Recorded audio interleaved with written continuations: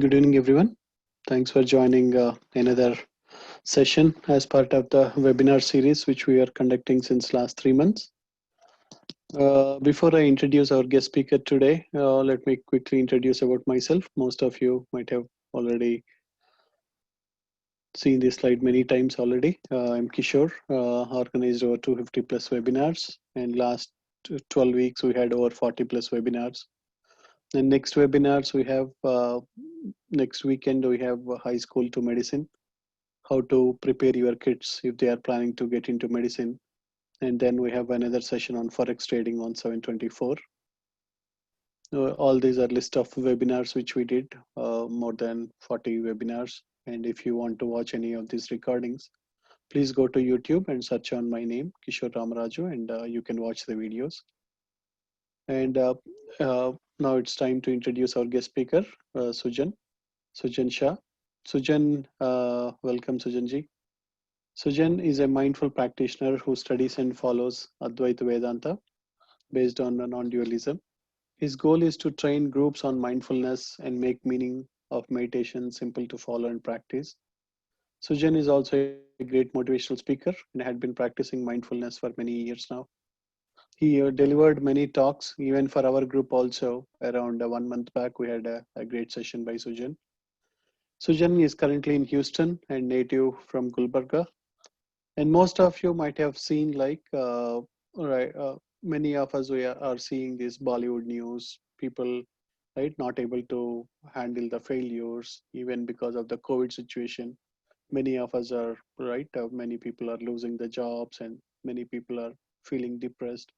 So I thought this is a great topic where we all can learn on how to handle the failures, how to be strong in this type of COVID scenario. And Sujanji immediately accepted the request. Thanks, Sujanji, for taking time to share your knowledge, your wisdom with all our group members. And it's all yours, Sujanji. Namaste.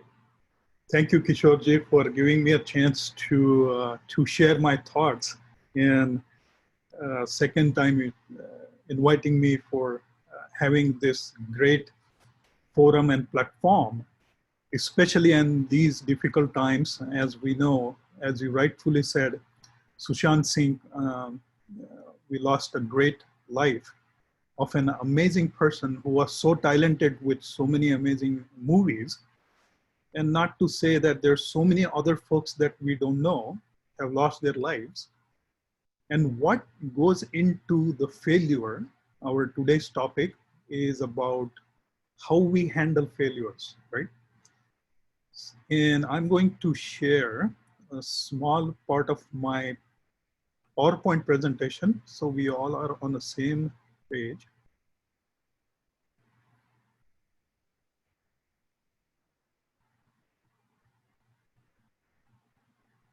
Yeah, we can see that.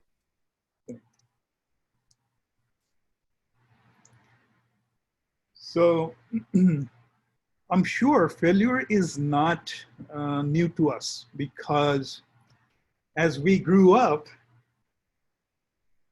we had a happy life for a long period of time. We enjoyed a beautiful, protected, secured life from our parents, our relatives, our schoolmates, our school teachers, and everybody who were surrounding us. They supported us when we were little. And rightfully so, when we are little, we are protected with everything surrounding us in terms of safety, security, education. And there are some unfortunate who did not get that. But in general, as they say, it takes a village to grow a child, right? Similarly, it goes with these things as well. So I have broken down my presentation in three important parts. We'll try to understand first, what is failure, right? We want to know. We say, oh, I failed, or I'm feeling bad, I hit the rock bottom. But what does it really mean? We'll analyze it detailed so we understand what it is. And the next part, second part, would be understanding the elements that goes into failure. So for example, if we have to demolish an old building, the first thing you would want to know is what is the construction of it. So similarly, if we want to understand the construction of failure, we got to know the elements that goes into it.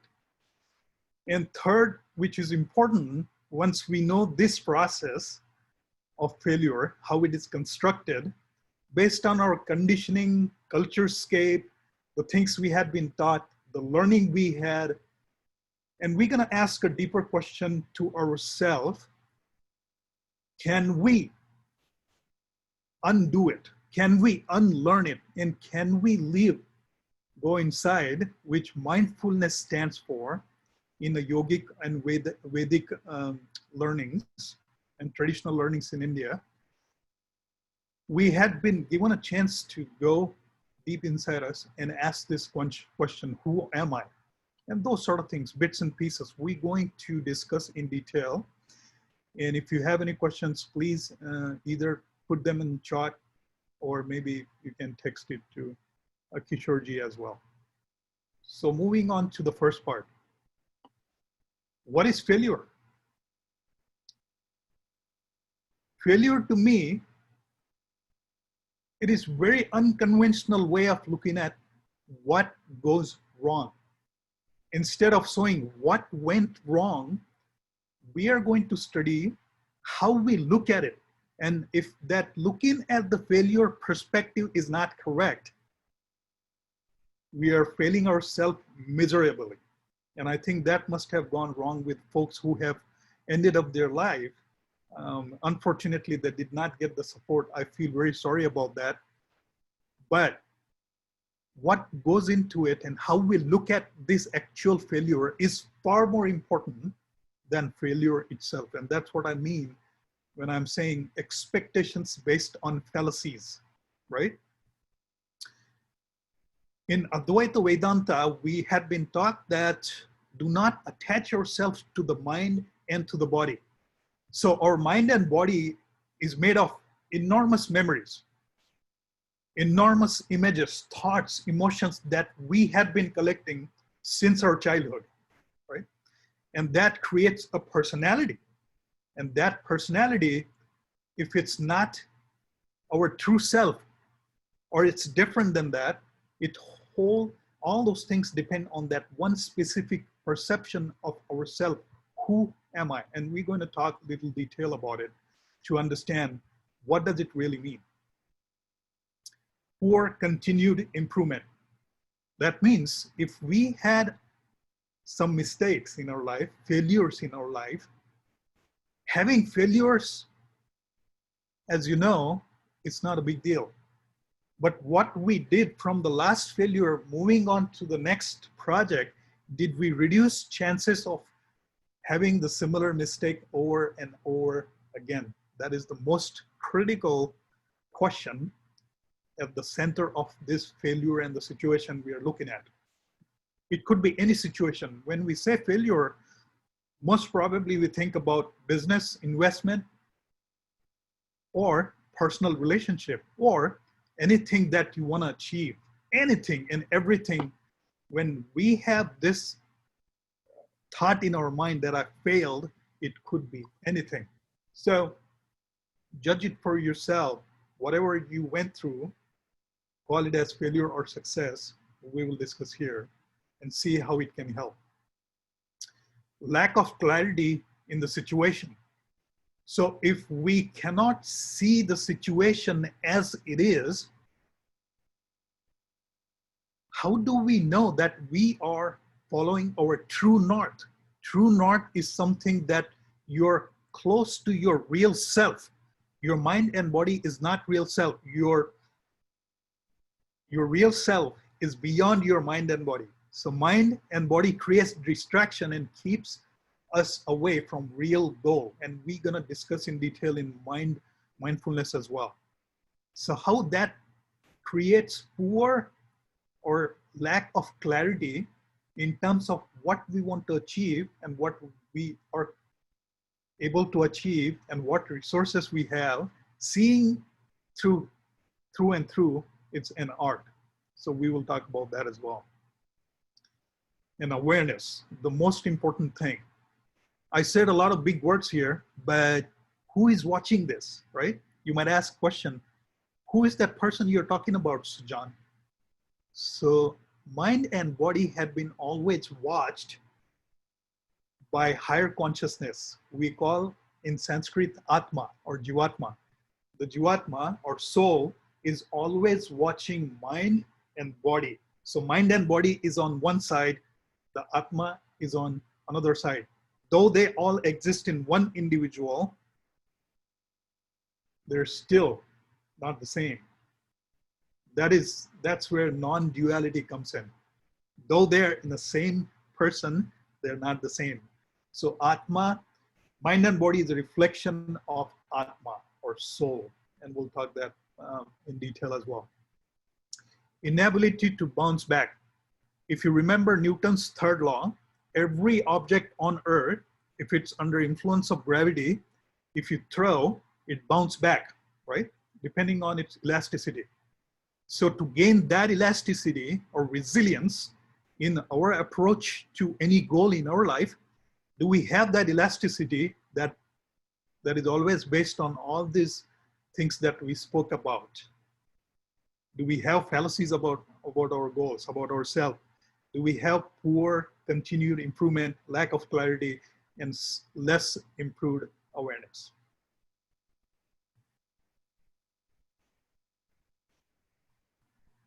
So the moment we say failure, the antonym seems to be success.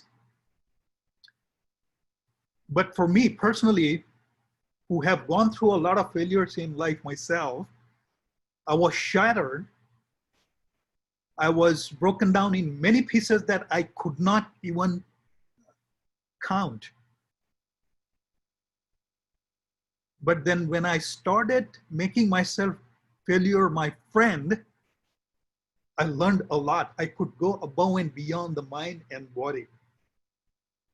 The sentiments, the emotions, the thoughts, the feelings that those had been created by mind and body. I could go much above and beyond and see through clearly that this is actually the part of success, because if you look at it carefully, it's showing you the much better opportunity to improve moving forward.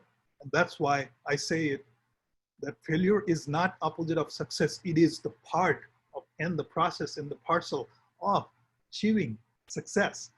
Now, success, you get to define what is success. It could be blissfulness, living life happily, or engaging with family, or investing in better opportunities, or anything. It could be as simple as being just happy and being in the present, or it could be as complex as anything that you want to achieve. Keeping eyes on the ball. So when you're in the game, we lose the sight with the nearsighted temptations, and that takes us into another loop, and we started judging ourselves and with the negative thoughts to ourselves, and we end up with a lot of dissatisfaction and suffering. So always keep the larger picture in mind, which is the next point. The smaller picture is daily steps, one step at a time, and it's accumulating towards one specific goal that we want to achieve.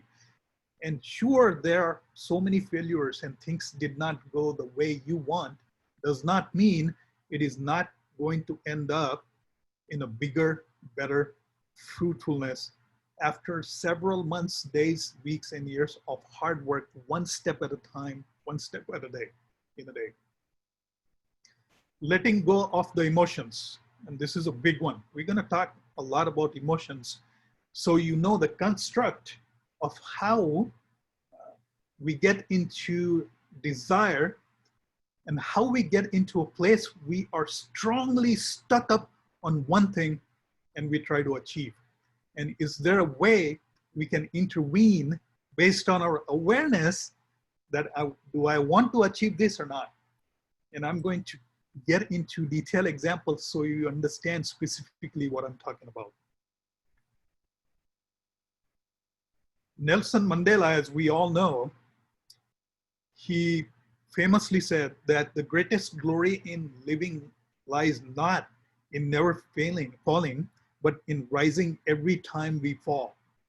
There are so many folks who have had great quotes about failing, but personally, it spoke to me volumes because Nelson Mandela went to prison for 27 years in that small place cell in South Africa.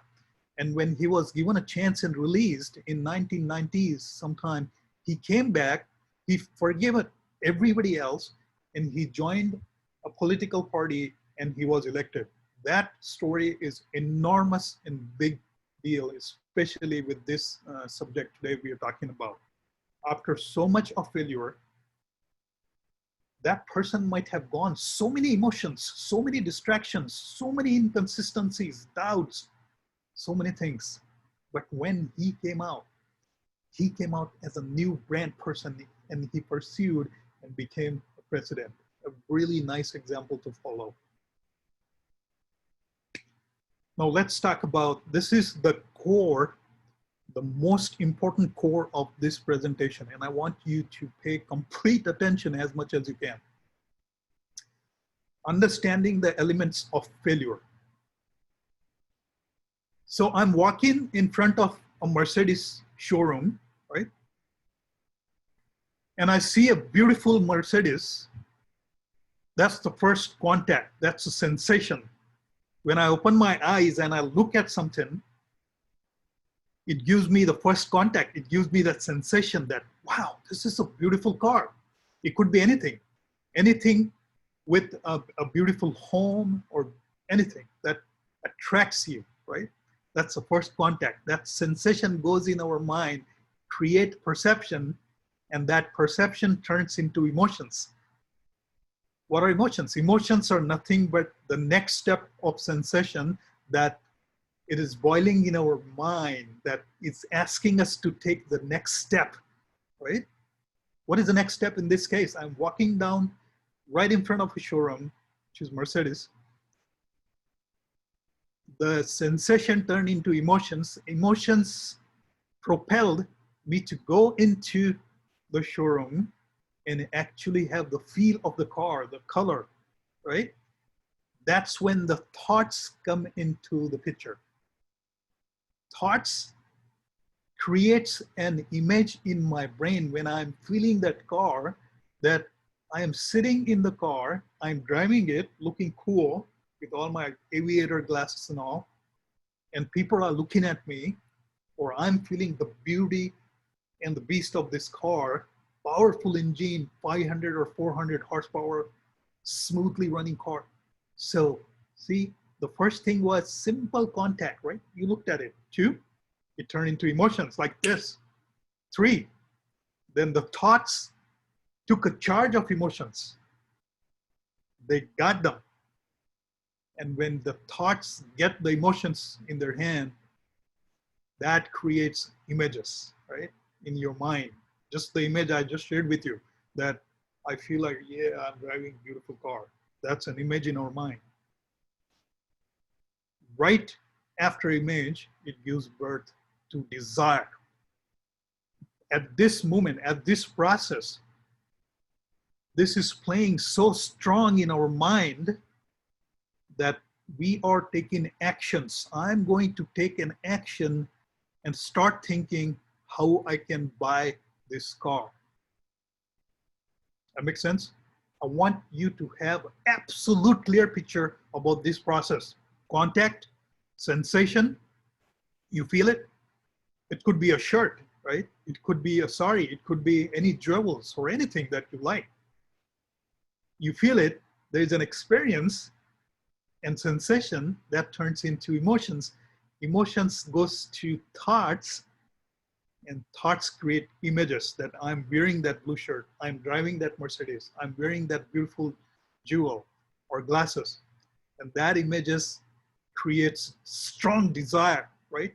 The desire in us that creates goes much deeper than the first and second step, that is contact and emotions. So this is a hierarchy. As we go down, it's going deeper in our psyche. in our mind. It is absolutely important that you get this process clear in your mind, and you will know why. So as we're escalating this situation, one step at a time, which happens very fast, we get into desire. Desire propels us to take an action. So I'll ask the manager how much this cost. 250,000. I cannot even afford a car more than $30,000 or $25,000. Then how can I afford $250,000? There comes my personal awareness, right? I'm not saying none of you will be able to afford. I'm not saying you should not go for Mercedes. No, that's not this discussion is about. Please pay close attention. We're talking about setting goals. We're talking about desire created by our emotions, thoughts, and images. And every images, desire created in every instance, how much they're good for us. That judge needs to be yourself, and that judgment can be made with the help of higher level of self-awareness. That's where mindfulness comes in picture. Since this all thing happens so fast, this process of 1, 2, 3, 4, 5, 6 in action, very fast. It's almost knee jerk. That means it's a spinal level of reaction. We like it, we go for it. Emotions turn into thoughts, thoughts create images, images create the desire, we start acting on it. So this hasty decision, if I do not need $250,000 car in my life, I am putting myself into such a big trouble, and it could be irreversible if I am long, deeper way in pursuit of this specific thing that I may not even need in my life. I hope this is clear so far. That's why I wanted to spend a lot of time on this slide. Look at it, contact, sensation, emotions. Emotions are at a lower level of energy. They're not you yet. They're not part of your personality. But then thoughts, when the me, who am I, comes in picture, the thoughts captures the emotions and makes it images and desire. That's when it becomes the you that goes deep in your desire. Now it's part of you. It's going to make you restless and ask you questions. When I'm going to do that? When I'm going to take next action? When I'm going to buy that beautiful home? When I'm going to invest that extra money? When I'm going to do this, that? It's not bad. Unless if you're not self-aware, if you're not aware enough to go forward with that or not, we are getting ourselves into trouble. That's the point I'm trying to make. Let's move on. Self-motivation. When you're shattered, you're on the floor, and there's nobody to have motivation for you. All you have is YouTube videos and nobody to talk. And I'm referring to people who have gave up and stopped asking for help because they felt asking help is a weakness. Absolutely wrong. Let me say that again. Asking for help is not weakness, it's strength. It tells you that you are human. You are human like anybody else. You are part of community and you are important. That means it's a strength. When we say I am important, that's the source that you're saying, I need help. I need help to survive. I'm going through this situation. It is not a weakness. So knowing your real self, your existence, your goals, your desires has very important place in your life and in the life you were born in the society, the community. And when you are destructed, when you are destroyed, the basic understanding of this phenomena, that's when the courage of taking one's life, that when the strength of taking one's life passes on and takes it over. And that's a very unfortunate part.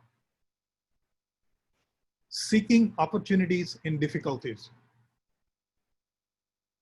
I have seen several times that I enjoyed my time going through difficult times because especially those times tells me that there is something different about you. If you can stand up against those difficulties, you have a chance to be unique. Why? Because these are the situations you ask for unique skill sets that you have never discovered before. I know this is not new, but this is coming from new real self, not mind and not body. When you gather your courage to stand on your own when there is nobody is looking after, you go to that deeper place, much deeper than mind and body, which is distracting you and asking you to give up. You say, no, there is a beautiful, peaceful place deep inside me that is giving me indication that I am important and I have a due part to do to change this world. That's the part I'm talking about, the real self. And as we already said, not identifying self with mind and body. Absolutely important. For any venture you have in your life, this is the most important thing. And let me explain a little bit. Our mind and body is evolution of millions of years that had been given to us. And their job is sometimes to distract us. Most of the time is to protect us from this world with the help of sensations, with the help of touch. If it's hot, you know it's to retract your arm. If there's a cliff you can see with your eyes, you know not to go ahead, right? All those sort of things. So the mind, the body is a projection of mind. The body sends sensations to mind and mind tells body to take action. And that action is based on images and memories that we have collected over the years.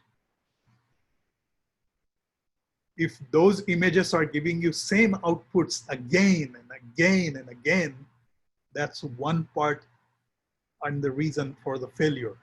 When we have the same results on your birthday or on 31st December on 2017, 2018, 2019, 2020, same results, no resolution and no outcomes, that means we are acting and operating out of old images and memories.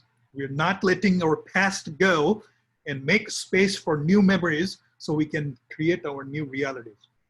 Good news is you get to define new realities. And that's where it takes me to unconditioning. What is unconditioning? We had been taught to go a certain way, which is good. If I say I'm an engineer, which is a good experience and knowledge, right? But that helps me to go and get through things that I need in my life, pay my bills, and have satisfaction in a job. That's a good knowledge. That's a good memory. So it will help you to sustain and survive. But what if there is a memory and image in your mind that you do not need it? It's like carrying a rotten food in your trunk forever, all your life. And if you're not self-aware and if you do not smell it, it's gonna rotten everything else. So we have to be self-aware to take it out from your trunk so you have fresh availability, space in your image, in your memories to create new realities. Not easily strayed by others' opinion. And I shared this in last session as well.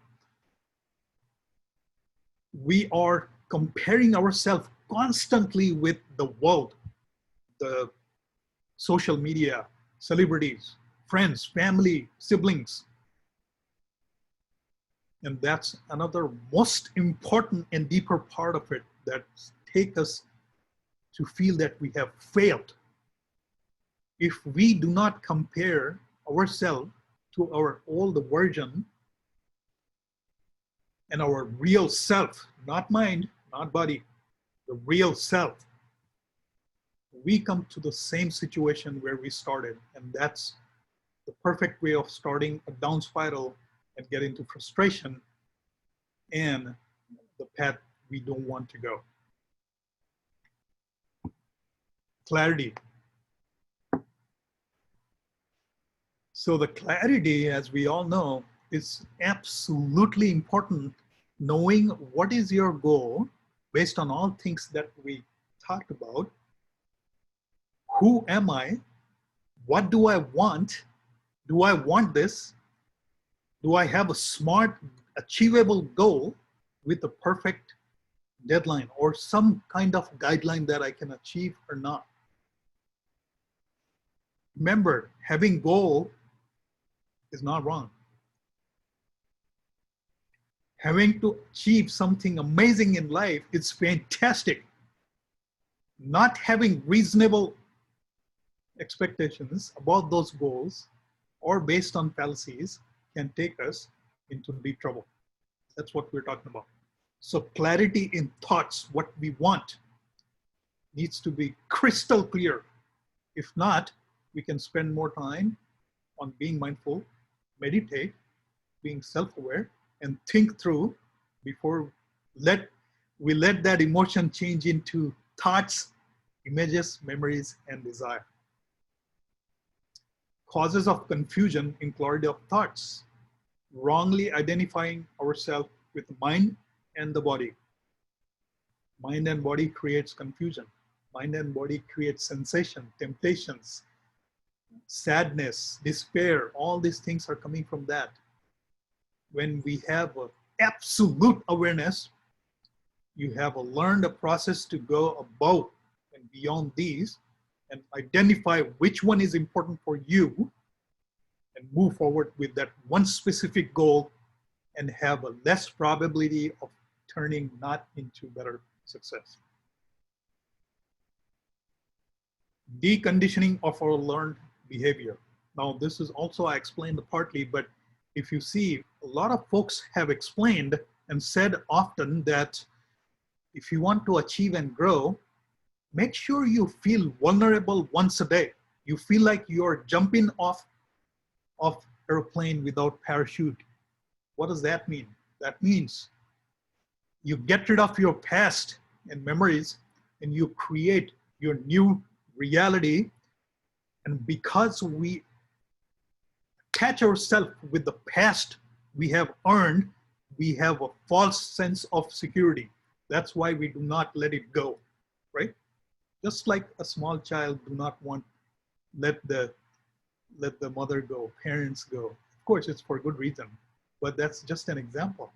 Is because whatever things we have that we do not need, we are attached and we do not let it go because we are afraid that it will not take you to the place where you want to go. Instead, I would argue, if those things are not meant for you to take further, today and right now is the time to look at it and stop it and discard it. Just like that. If it is past, it's dead. If it's unborn, you cannot name. That is future. If we miss this time, we are wasting in past, which is dead. The things which are not born, we cannot put a name to it, can we? That's what I mean.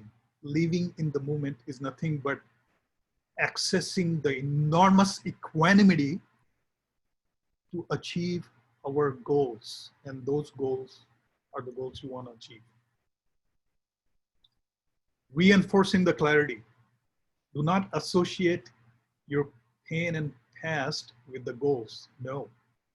More we associate the pain and happiness to the goals, more again we are tending to go back to attaching ourselves with the mind and the body. And that's not gonna last very well. Attach yourself with your higher consciousness, with a greater clarity to achieve better results. Get out of the comfort zone. Exactly the same. Dr. Sanjay Gupta from CNN. I remember 2 years back when I was listening to one of his updates on some kind of medicine or something. He said rightfully that every day you should feel at least once that as if you are falling off an airplane without parachute. Henry Ford once says, said, failure is simply the opportunity to begin again, this time more intelligently. And let me tell you how I define intelligence. Intelligence is not calculus. Intelligence is not knowing that a big stone falling on the ground with the what speed and the weight and all that. That's not what I call intelligence. Awareness is an intelligence. How much you are aware at this moment is an intelligence. More aware you are, more intelligent you are. So think about that. And take this from Henry Ford, who said, and failed a lot of times in his life, but had a most successful single car manufacturing company on earth. Now let's move a little bit to spirituality. We spoke a lot of big words, a lot of discussion and processes. Now, how it is connected with spirituality? You might say, Sujan, well, you had a lot of big words and talk, but then how can I improve, or how can I add value in my life? So let's talk about that. Improving awareness. Remember, we spoke about that first slide, which is taking us from first contact, sensations, emotions, thoughts, images, and desire. One should ask of oneself that, is it possible when you have this structure right in front of you, can you intervene at right place and not let emotions go to the thought level and thought to the images level and images to the desire for the things that you do not want, right? Often the basis for thinking that I have failed, right? We're talking about failure. We're talking about how we get there often. And if we do not know this process in detail, which happens fast, if we do not get out of knee-jerk life, we will be slaves of our mind and our sensations. And if you have even 5% of desire to get out of this knee-jerk life, which is automatic, right? Without going to higher intelligence, and which is awareness, we will not mostly be able to achieve what we want. Just like I just said, not to be slave of our desires. So what is desire? We spoke in detail about it. So we have a chance to go in slow motion when we walk into a Mercedes showroom. Even before I go, I should ask myself this question: am I ready? Do I need it? Is it for me right now? Remember, I'm not talking about suppressing goals. I'm not talking about raising your goals, not at all. This is an example how our body plays and mind plays with us, the game, and how we can master it. So we don't end up having those hard feelings. Slowing the process between first contact and thoughts. That's where you can intervene. Because when it goes to thoughts, it becomes part of us, our image, our personality, and our ego. When it goes to that level of ego, it is very difficult to get it out. So one should ask ourselves that, is it possible to even intervene when these things are at low energy and not let these things turn into desires, so we can avoid unnecessary pain down the line. Breaking the cycle. When every birthday, every resolution, like I did for the last 5 years, had the same results, same outcomes, same failures, is there a way we can break this cycle, right? And not break our head? Yes, there is. And this is called observation. When you observe things, even science, the physics has proven in quantum mechanics, when you observe things, the characteristics of particles, those are moving in the light, changes as if they already know that you're going to observe them. That means the mind, the observation, can change the material things, takes into action.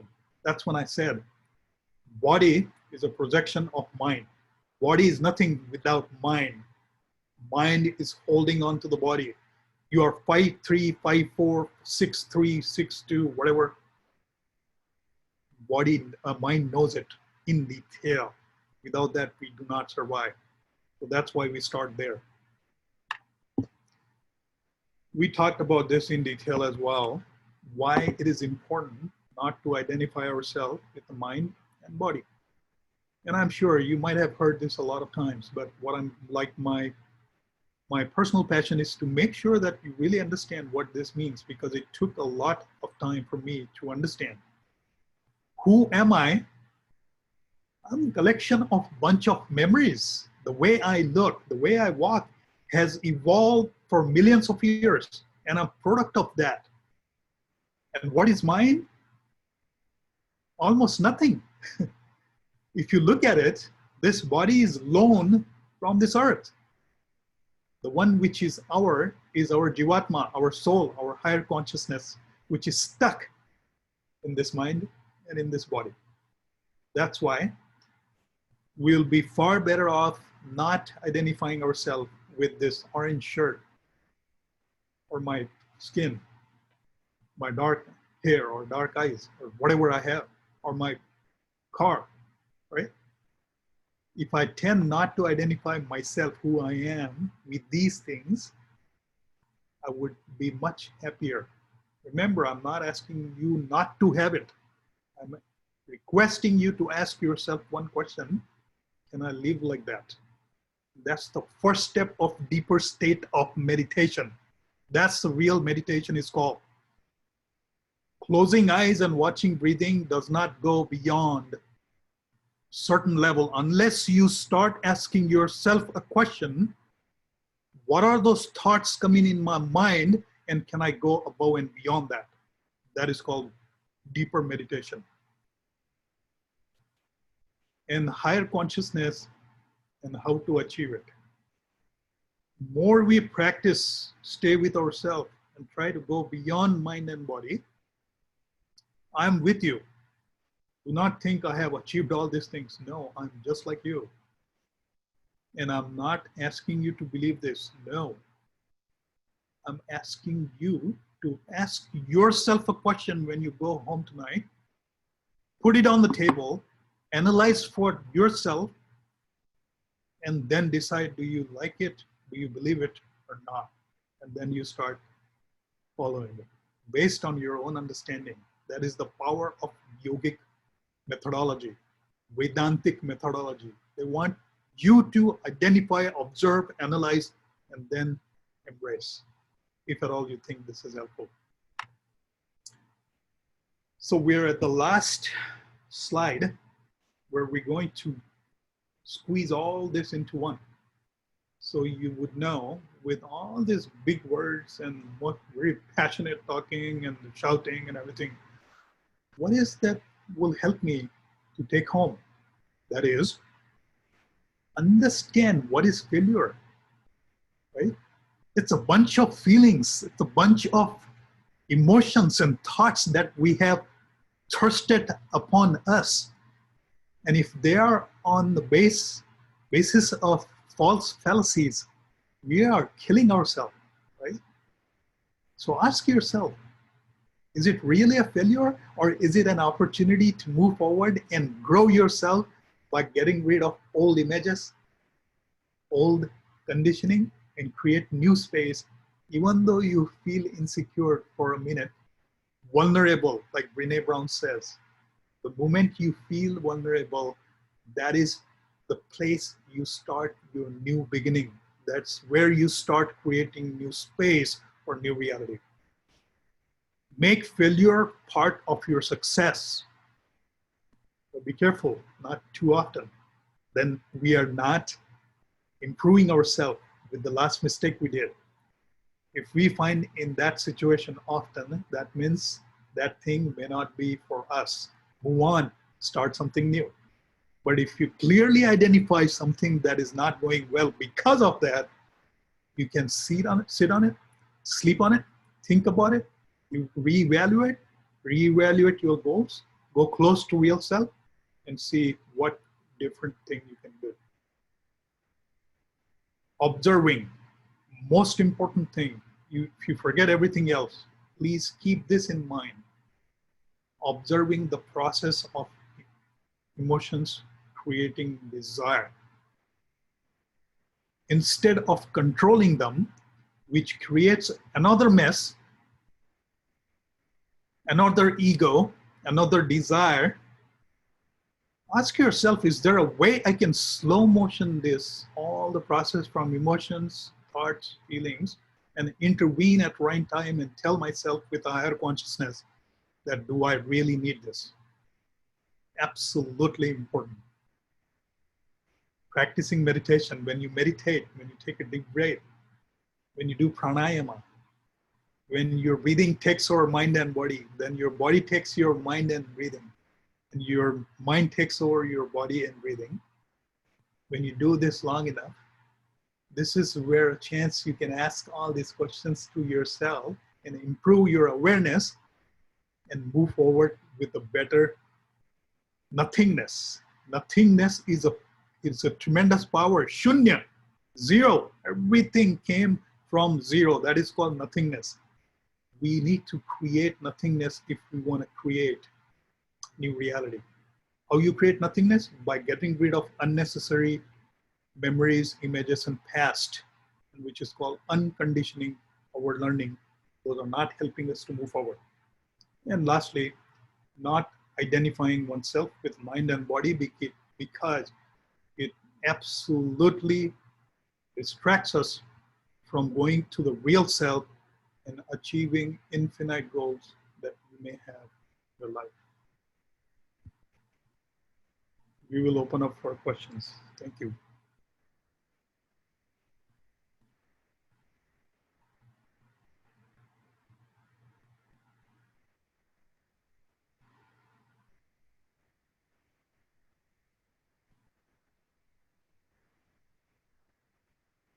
Are you all there, or did I kill everyone?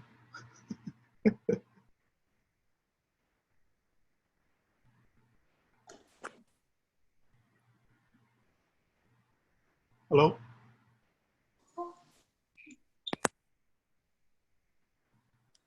It's a wonderful session, actually. Are you able to hear me? Yes. Thank you so much.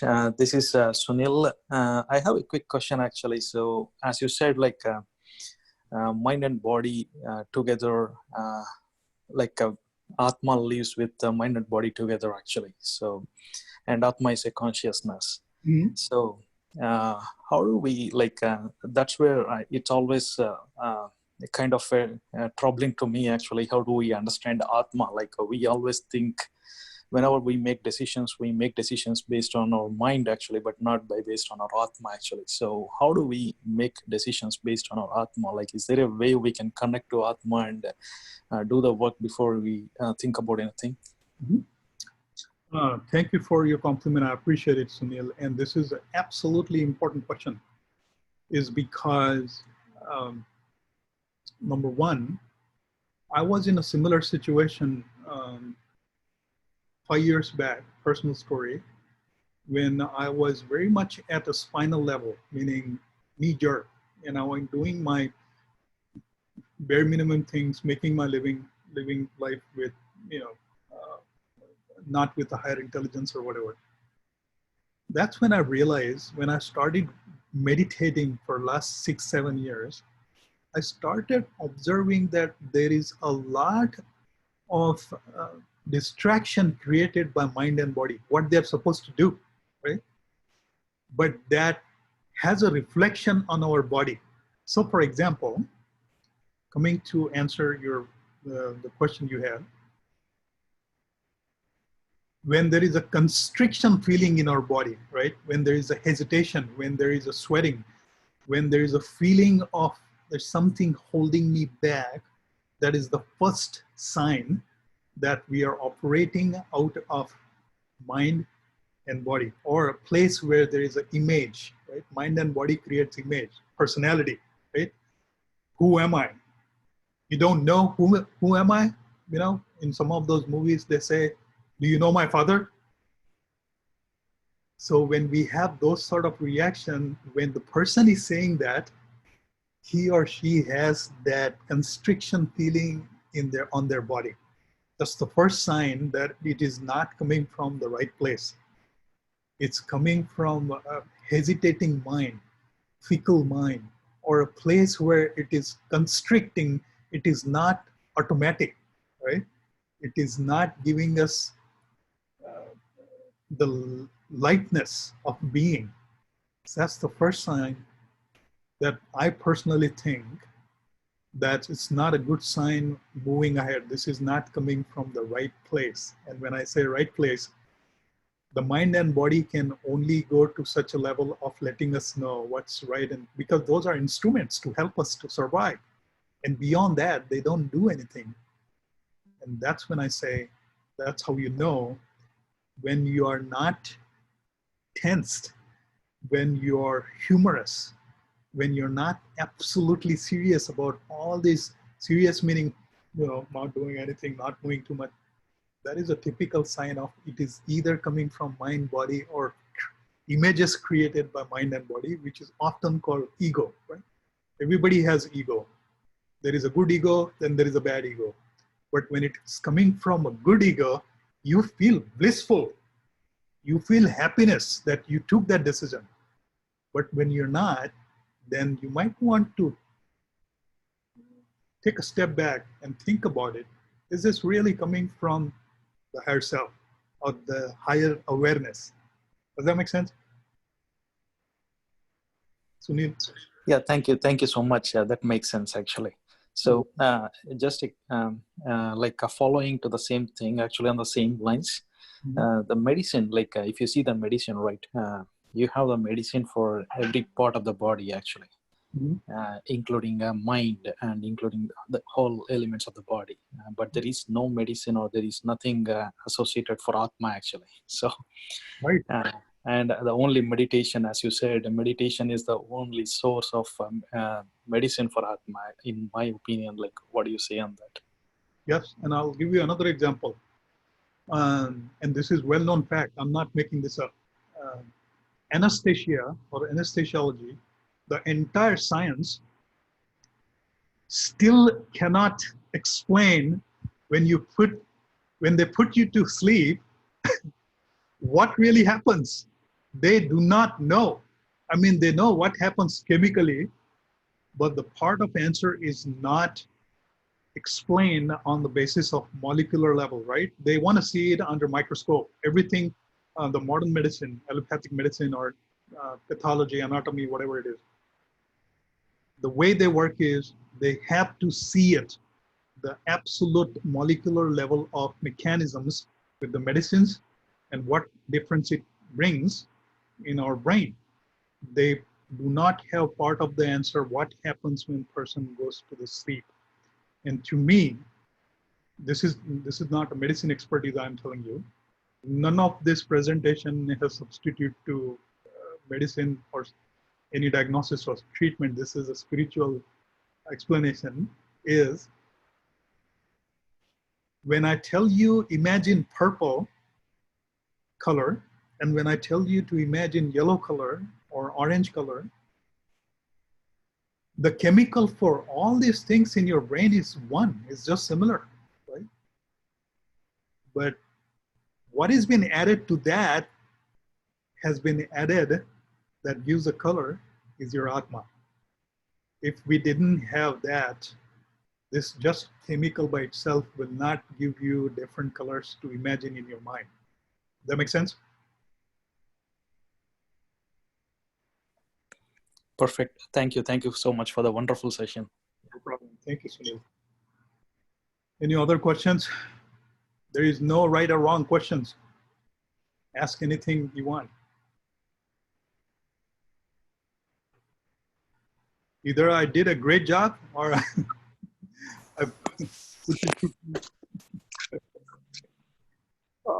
Hi, sir. This is Sham here. Hey, Sham, how are you? I'm good, sir. Yeah, this is really, I attended many sessions, but this is more than that, maybe defined in, I mean to say, micro level, each and everything. Fully understand somewhat. But one question is, how it's interlinked to mind and conscience, how it is operate both each other. I'm not clear, but excuse me if my question is wrong. Oh, say that again, please. Uh, how it is like a mind and conscience interlinked to operate our body. Oh, mind and body, how it is interrelated. No, no, no. Mind and conscience. Conscience, Consciences. Yeah. like intuition or I don't know. Maybe both are like the same word, or like mind and conscience are a different words. I'm I not think clear. mind. I think consciousness. or No, you. no, not consciousness.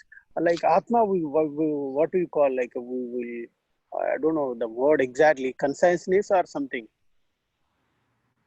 That mind, like mind and conscience, how it is interlinked in both and operate our body. Okay. So define the other word. I'm not understanding. I know what you're trying to ask, but just to make sure that we are on the same page, you're saying your conscience, right? Yes, yes. So the forbearance, the one, kind of like intuition. You need to say yes, yes. That's like we won't like let you know what is in your mind. We say right sometimes. What is in your mind? Like then only we can explain that. Oh, this is my things like required. So that I call is like a consciousness. But what is mind? Is interlinked both or different? Well, the mind has a lot of thoughts. The mind, the mind is the brain, right? The brain cells have all these thoughts going on. It's a thought machine. It's a machine that creates emotions, thoughts. And then when it needs help, it gives signal to body to secrete some hormones.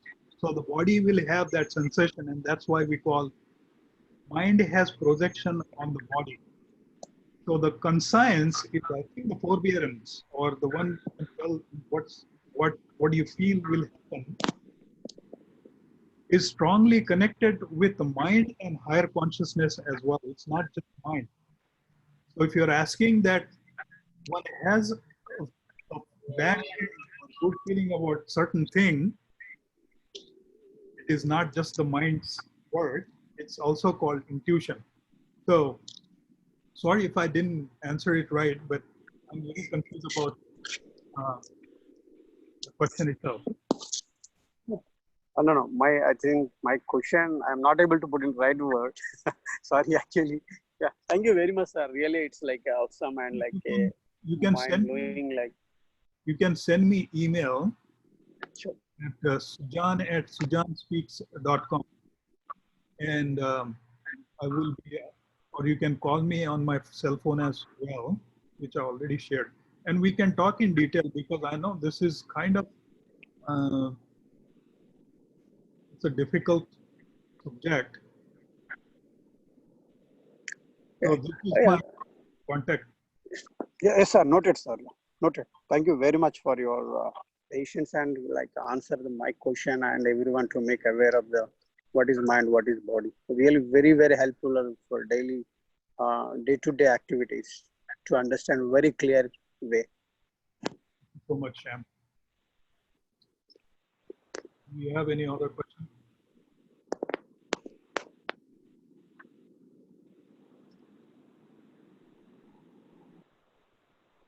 Okay, Nilima has a question. What about social rejection or corner?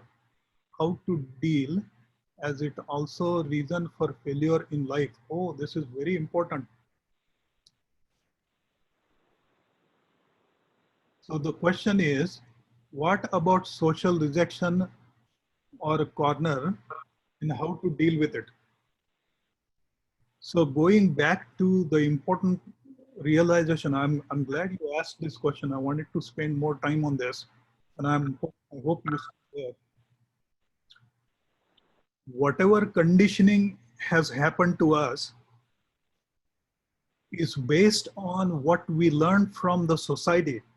We are indoctrinated that the things that even which are not good for us are dumped on us by social norms, culturescape, and things that we look at it and we have been told Now, we're not talking about if they told us for good reason or bad reason. No, that's not what we're talking about.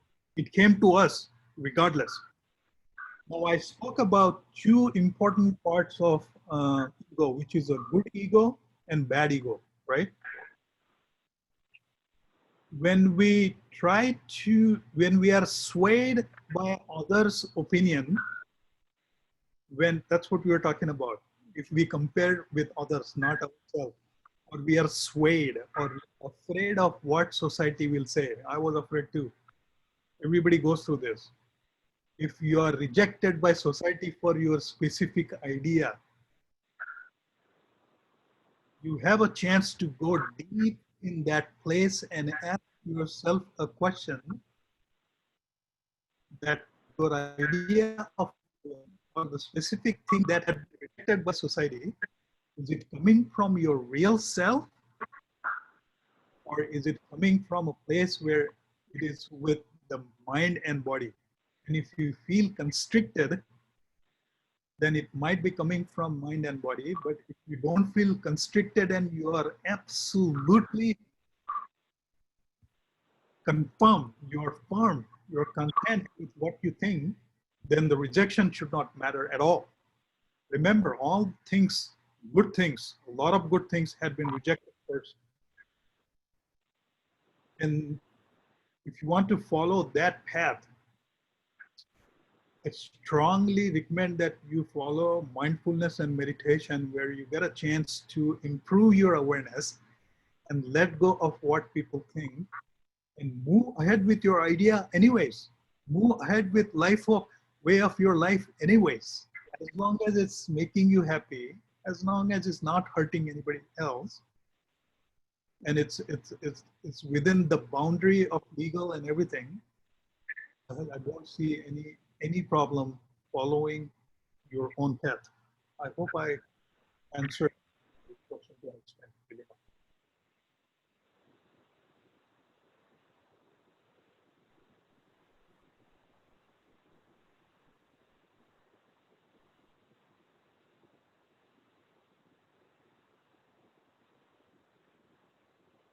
Thank you, Mukesh ji. Thank you, Mana. And thank you, Nilima. I think that answers a lot of things. Very important questions, very engaging session, I would hope.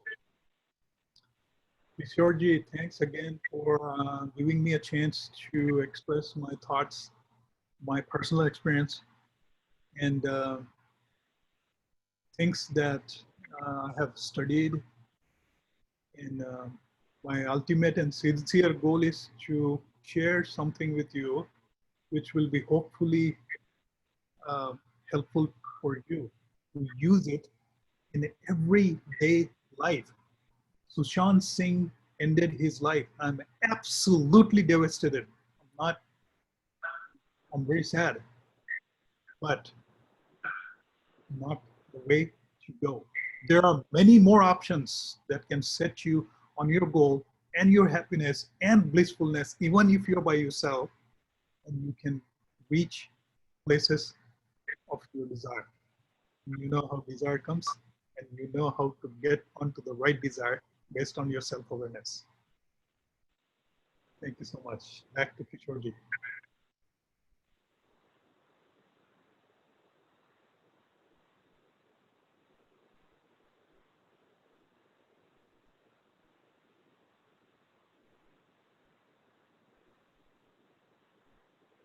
Is Kishorji there? Hello.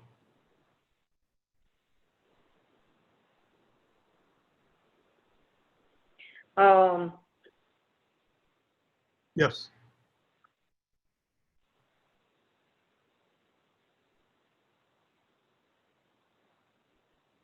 Go ahead.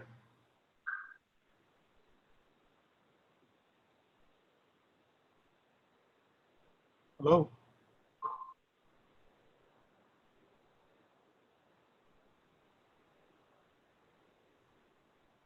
I think Kishorji left.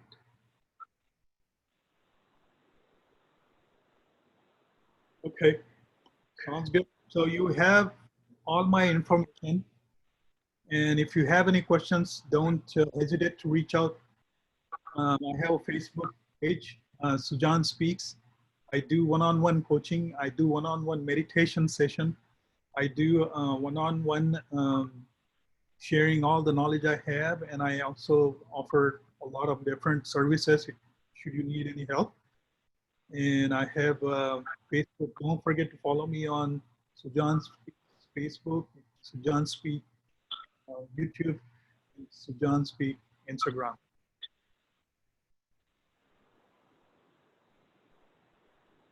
Thank you, everyone. Thank you. Thank you.